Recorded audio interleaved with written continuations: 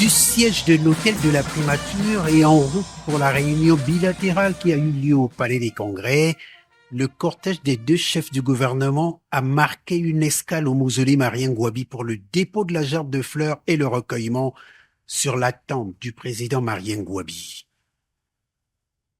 Moment émouvant, le Premier ministre cubain s'est incliné devant la glorieuse mémoire de l'illustre disparu qui fut un grand ami du président Fidel Castro. Dans le livre d'or qu'il a signé, le Premier ministre cubain a écrit, je cite, « C'est un honneur au nom du gouvernement et du peuple cubain de rendre hommage au président Marien Ngouabi, grand ami des Cubains et du commandant en chef Fidel Castro.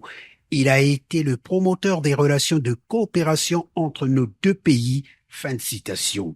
Après le mausolée, cap sur le Palais des Congrès où les deux délégations congolaises et cubaines ont célébré et magnifié les 60 ans d'établissement des relations d'amitié et de coopération axées entre autres sur la santé, la formation des jeunes médecins congolais à Cuba et l'accueil des médecins cubains dans les établissements hospitaliers du Congo. Le Congo a toujours été aux côtés de Cuba dans tous les domaines internationaux. Nous avons eu des conversations magnifiques avec notre frère, Monsieur le Premier ministre. Nous avons fait un parcours de toute notre histoire ensemble. Nous avons identifié dans cette réunion si importante tout ce que nous pourrons faire en matière de santé, de la technologie, de la culture, du tourisme, des sports, défense, dans tout ce qui concerne l'énergie, pour ne mentionner que quelques domaines. Et j'aimerais profiter pour donner une plus forte accolade à tout le peuple congolais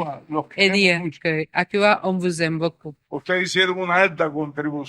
avez fait une très grande contribution à la formation de notre nationalité.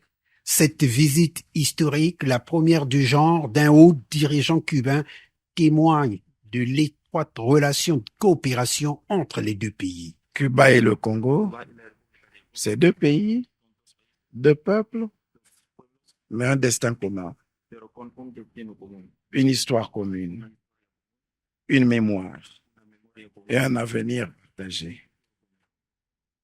Une relation fraternelle et fusionnelle. Nous avons donc intérêt à célébrer cela.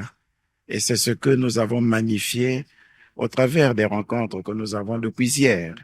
Dès que j'ai accueilli sur le sol congolais Monsieur le Premier ministre, nous avons célébré et magnifié la relation étroite qu'entretiennent nos deux chefs d'État, Son Excellence Monsieur Denis Sassou Nguesso et Son Excellence Monsieur Miguel Diaz-Canel, les deux présidents du Congo et de Cuba, mais aussi les relations qu'ont entretenues les chefs d'État de notre pays.